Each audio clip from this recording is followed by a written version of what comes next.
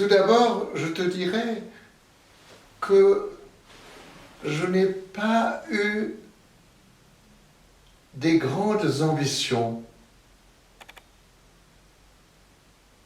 Je n'ai pas eu des rêves en disant je veux être lorsque j'étais enfant, il y avait deux carrières quand j'avais 8 ans, 10 ans, que j'aurais souhaité faire et devenir. J'ai toujours aimé soigner les autres et j'aurais aimé être un chirurgien pour des raisons que je ne peux pas te donner. Mais on ne me demandait pas qu'est-ce que tu veux devenir. Mais je disais, moi, j'aimerais être chirurgien. Ou ce qui me plaisait aussi beaucoup, parce que j'ai toujours trop parlé, depuis que je sais m'exprimer, j'ai parlé non-stop. Et je crois que tu le sais, je suis un bavard invétéré. C'est-à-dire qu'on me donne la parole et j'y vais. Je n'ai jamais eu cette réserve, et ça fâchait parfois mes parents, de laisser parler les autres et de ne pas essayer d'être au centre de l'intérêt.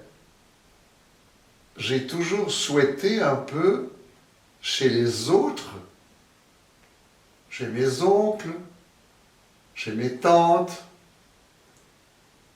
et à l'école également, un peu, comme on dit vulgairement, épater le bourgeois, c'est-à-dire en parlant, en racontant des histoires.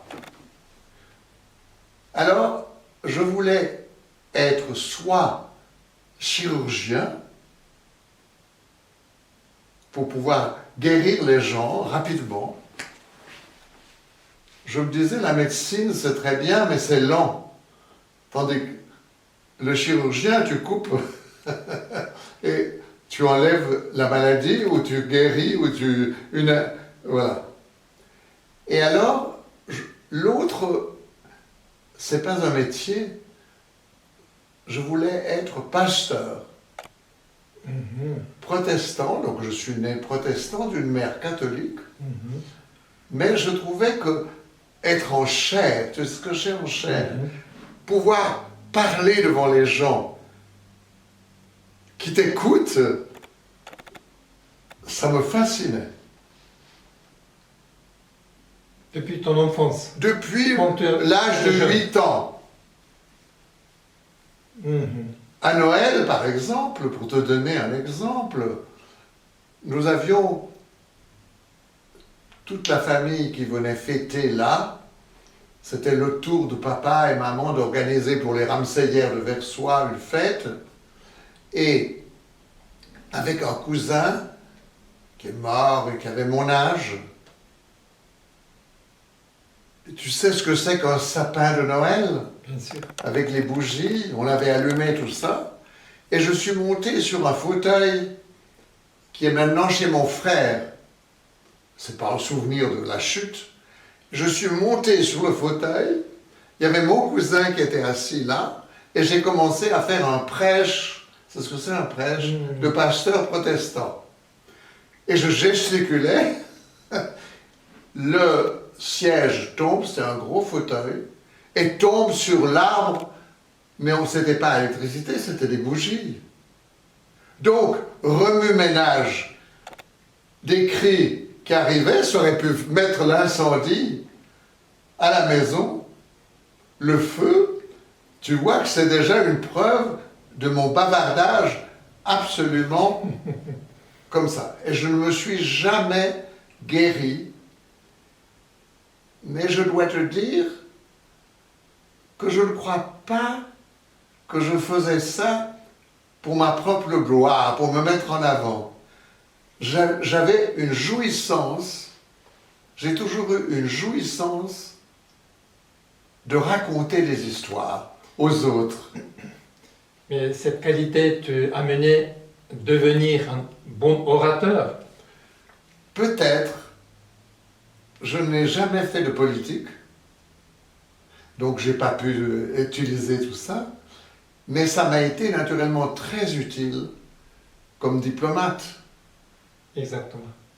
J'ai dû faire des discours aux Suisses, aux gens que je recevais chez moi après le repas. J'ai dû préparer quand je vais au ministère des Affaires étrangères, bien expliquer ce que je souhaitais savoir, ou expliquer lorsque j'étais à Berne aux diplomates étrangers qui venaient me voir la situation qui me posait comme question de politique étrangère. Ça m'a beaucoup aidé. Et comme tu sais, j'ai fait aussi 5 ans de déclamation au conservatoire. C'était dans mes gènes, j'aurais voulu être comédien. Mais plus tard, pas à cette époque-là. Voilà, j'ai répondu à la première question. Je suis un bavard invétéré. Tu sais ce que ça veut dire?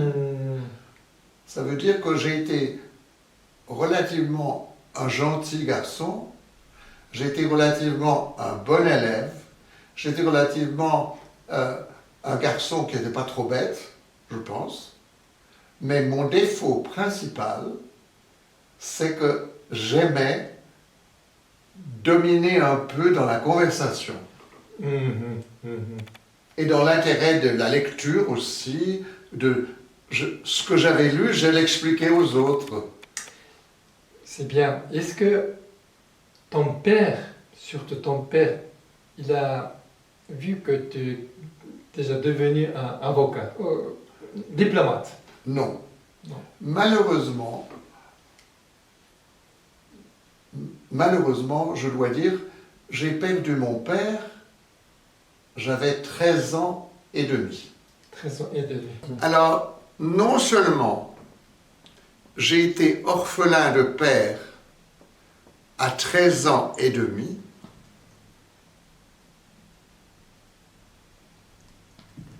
mais je n'ai pas vraiment eu un père présent.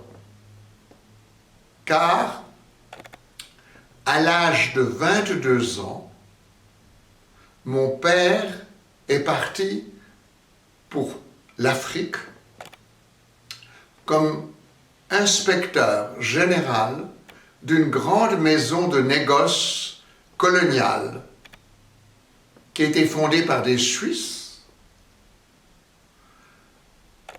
Monsieur Riff de Berne et Roth de Bâle, qui ont fondé cette maison qui s'appelait la Société commerciale de l'Ouest africain, travaillant dans les colonies françaises et britanniques d'Afrique. Peu après son retour ou avant son départ pour l'Afrique, il a rencontré une jeune personne, ma mère, catholique, qui venait du Valais. Je t'ai parlé souvent du Valais, car j'ai passé toute mon enfance en vacances dans la famille de ma mère. Car comme tu sais aussi, je pense, dans ton pays, la famille de la mère est encore parfois plus importante que la famille du père. Et ma mère nous envoyait chez mon oncle et ma tante.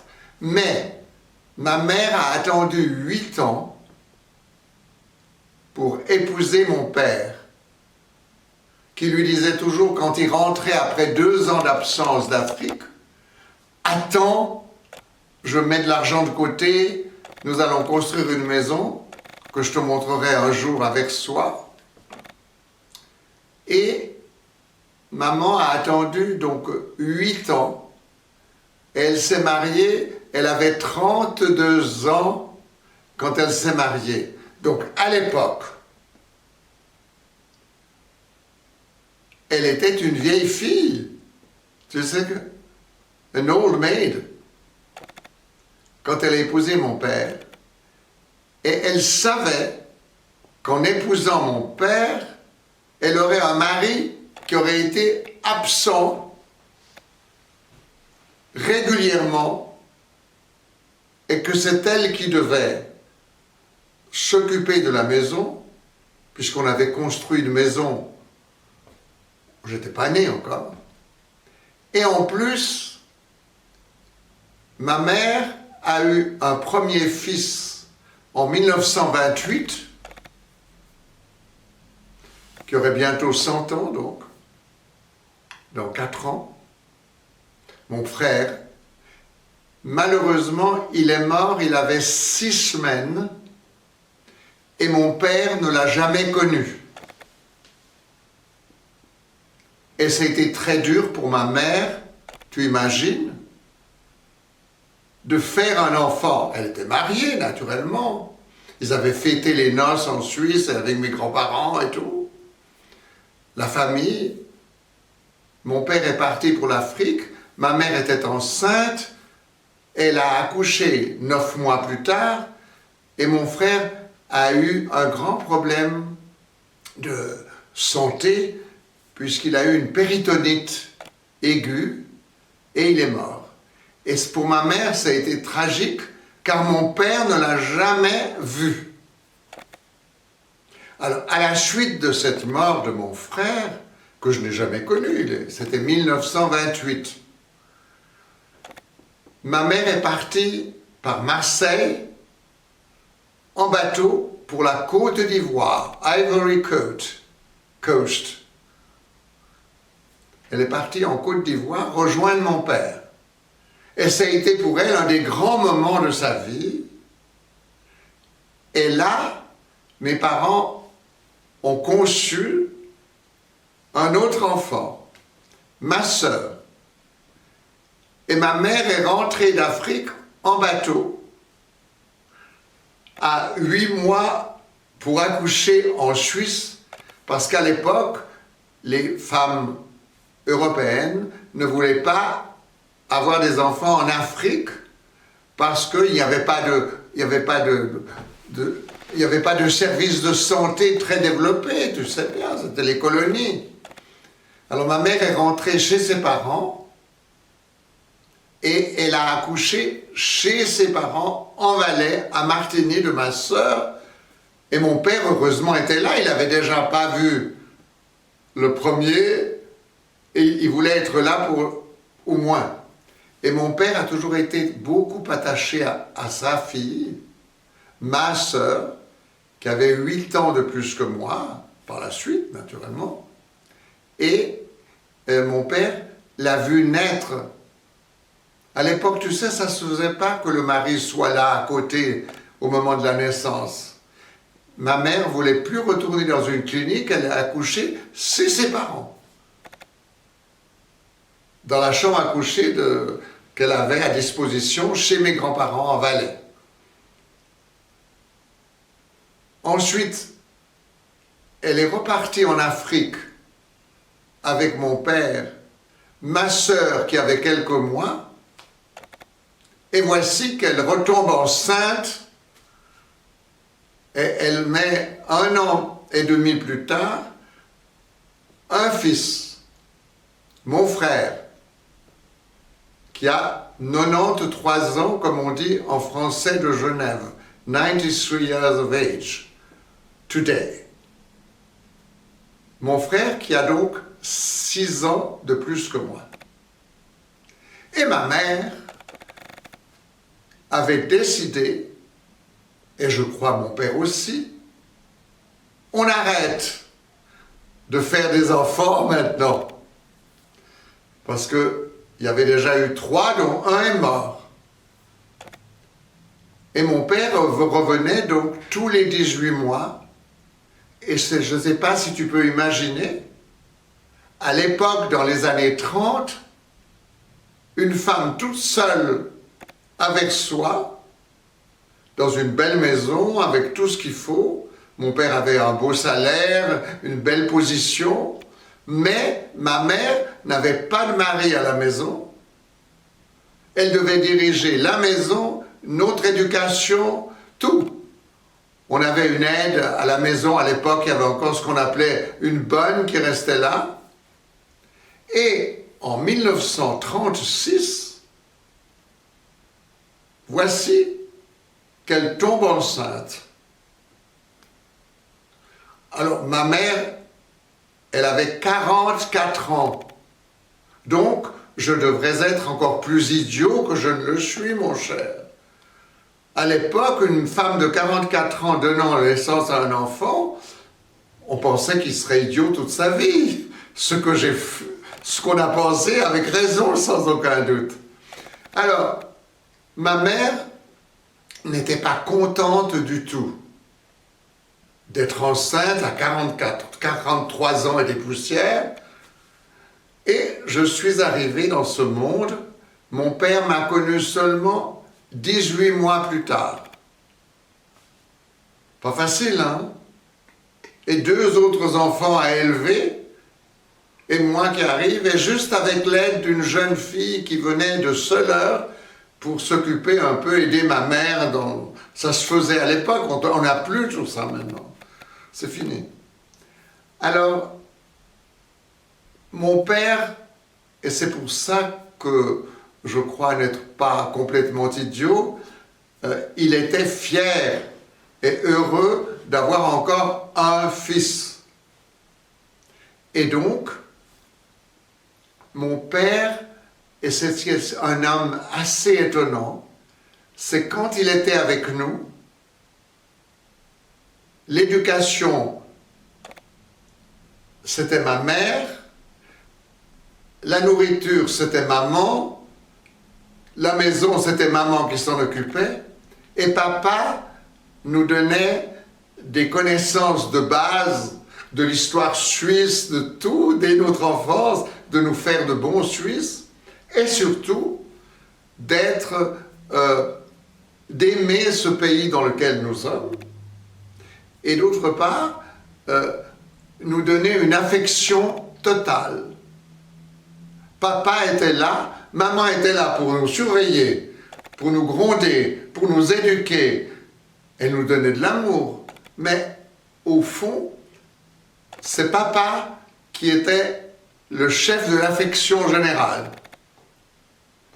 qui nous prenait sur ses genoux parce qu'il ne nous voyait pas beaucoup.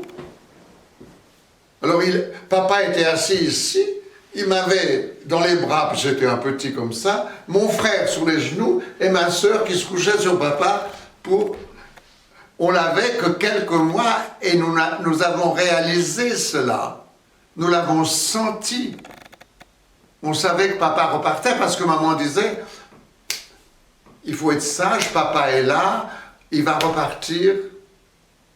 Et il rentrait en bateau à l'époque. Jusqu'après la guerre, il est parti en avion pour l'Afrique. Après la guerre en 1946, il est reparti pour l'Afrique. Alors, c'est te dire que j'ai eu une enfance heureuse, mais sans vraiment un père. Je n'ai pas eu un père comme tu as eu, qui t'a donné des ordres, peut-être, qui t'a dit il faut faire ci, il faut faire ça. Papa exigeait que nous soyons pas trop idiots et que nous soyons aussi protégés. Mais l'éducation de base, il l'a laissée à ma mère. Et c'est peut-être une erreur, ça. Hein? Parce que nous avons besoin des deux. Hein? C'est ce que tu as eu, je pense, je ne sais pas, enfin je crois. Vu qui tu es, je pense que tu as eu une éducation de père et de mère, etc. Tandis que nous, on a une éducation de mère sévère, parce qu'il fallait qu'elle tienne sa maison, naturellement, il ne fallait pas qu'on fasse de bêtises, mais avec beaucoup d'attention et beaucoup d'affection et de tendresse, mais la tendresse principale que j'ai reçue, c'est de mon père, qui savait affectueusement nous cocoler, nous amuser, nous charmer. Au fond, c'était un drôle de papa parce que le charme, ça ne fait pas tout dans la vie. Tu vois ce que je veux dire? Et malheureusement, quand j'avais 12 ans, papa a été nommé à Paris toute la famille, nous sommes partis habiter à Paris. C'est pour cette raison que j'ai fait mes premières classes d'école secondaire à Paris. Et là, mon père avait une place très importante à Paris, mais mon père est tombé gravement malade par sa fatigue d'Afrique, car on devait prendre de la quinine tous les jours quand on vivait en Afrique pour lutter, et il a attrapé une maladie en 1948. Ma mère lui a dit, écoute, ne retourne plus en Afrique. Sur 25 ans de mariage, jusqu'à la mort de papa, maman n'a vécu que 12 ans avec papa. Tu vois ce que ça veut dire? Elle a dû diriger tout ça, organiser tout ça, nous éduquer. Et ma mère, comme elle était seule et qu'elle avait du tempérament, elle nous a éduqués, pas sévèrement, mais strictement. Il fallait faire ça et on devait le faire. C'est l'ancienne éducation. Mais voilà. Il vous avait envoyé l'argent, n'est-ce pas? Alors papa nous a envoyé son salaire régulièrement sur un compte en banque que maman avait ici, mais c'est elle, en général, à l'époque, c'est le papa qui dirige tout ça, qui va à la banque, qui tire l'argent à la banque, qui décide, il faut acheter ce fauteuil, il faut acheter la télévision, on n'avait pas de télévision à l'époque. La radio, il faut acheter un nouveau lit. C'est tout ma mère qui a décidé. Elle n'allait pas le... Mon père a écrit toutes les semaines une lettre à ma mère, et ma mère lui a répondu toutes les semaines, en dépit de tout le boulot qu'elle avait, mais elle faisait ça le soir. Et j'ai envoyé toutes les lettres de mon père, et sont déposées à Versoix, parce que mon père, je pense qu'il y a eu un gars de Versoix à l'époque qui a fait une carrière pendant 27 ans en Afrique, et dans ces 27 ans, 12 ans, il n'y avait pas de lettres, puisqu'il était avec maman ou proche de maman. Il n'y avait pas de lettres à sa femme, autrement il a écrit toutes les semaines. Et toutes ces lettres que ma mère a conservées dans des classeurs fédéraux, elle me les a remis, et je les ai remis avec tous les souvenirs de mes parents, il y a maintenant 3 ans, dans une association de Versoix, parce que je me dis, peut-être qu'un jeune chercheur d'université serait intéressé de voir comment on vivait à l'époque, quand on était éloigné, sans télévision. La radio est venue tard aussi, seulement en 1938 on a eu une radio. Donc comment vivait une famille dont le père n'était pas au foyer. Et le train, il prenait combien de temps pour arriver d'Afrique? Alors une lettre prenait en général 3 semaines. Donc ma mère avait toujours des nouvelles 3 semaines en retard.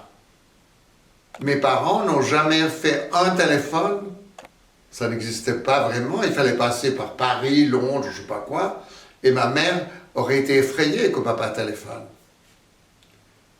Et ajouter à tout ce que je t'ai dit maintenant, mon père, en 1939, à la fin de 1939,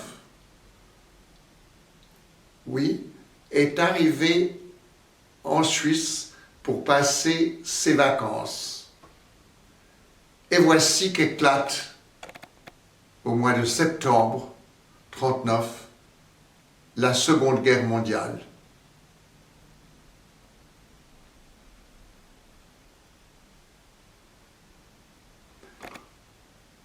Alors, papa était auprès de nous. Je ne me souviens pas, là j'avais 2 ans. Hein. Je ne peux pas être un génie qui se souvienne. Mais tout je sais parce que maman a raconté, est-ce que, bon. Alors papa était là, et pour maman, cette guerre n'était pas une tragédie, parce qu'elle avait son homme là, qui était à la maison, et qui n'allait pas repartir comme ça. La France était en guerre contre l'Allemagne, la Grande-Bretagne était en guerre contre l'Allemagne et tout ça, enfin tu connais l'histoire. Et mon père se trouvait donc, il est arrivé en août, la guerre a été déclarée en septembre, et papa est resté là jusqu'au mois de avril 1940. Et là, les Allemands ont décidé d'envahir la France. Ils ont pris le Luxembourg, la Belgique, la Hollande, et ils sont descendus sur la France. Et la grande maison fondée par des Suisses qui se trouvaient à Paris était proche de l'invasion allemande. Tu sais que Paris resté occupé par les Allemands de juin 40 jusqu'à 1944, en août. Papa recevait encore des lettres qu'on envoyait par le courrier en lui disant, mon père s'appelait Marc Ramseyer, à son nom, écoutez, revenez nous aider, revenez à Paris pour aider, car nous sommes en train de lutter contre l'arrivée des Allemands, venez. Papa, qui était très attaché à son métier de colonial africain, ma mère lui a dit, n'y va pas. Pour une fois que tu es là avec ta famille, reste là. Il est parti pour Paris et il a été pris dans l'exode. Je ne sais pas ce que c'est, l'arrivée des Allemands qui occupent la France. Hitler qui descend les Champs-Élysées, je ne sais pas si tu connais tout ça.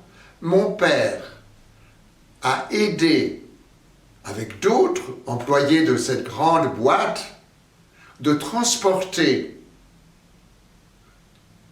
tous les documents, toutes les affaires au centre de la France qui était inoccupé, avec le général Pétain. Et papa, pendant plus de 2 ans,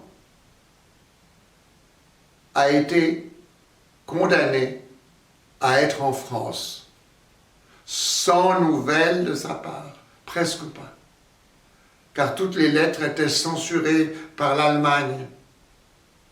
Et un Suisse qui n'avait rien fait, je ne connais pas encore les raisons pourquoi les Allemands n'ont pas permis à mon père de partir et de rejoindre notre famille. Alors c'est seulement en 1900, juillet, tu te rends compte, plus de 2 ans et demi, pas tout à fait 2 ans et demi, 2 ans et 3 mois, que papa a décidé de quitter Saint-Amand-Moron, au cœur de la France, et s'installer à Gex. Tu sais où est Gex? Et s'installer à la frontière ici, à Gex, et essayer de passer en Suisse par ses propres moyens en traversant la rivière Versoix. Je suis donc de Versoix, donc en juillet 1943, après plus de 2 ans d'absence, papa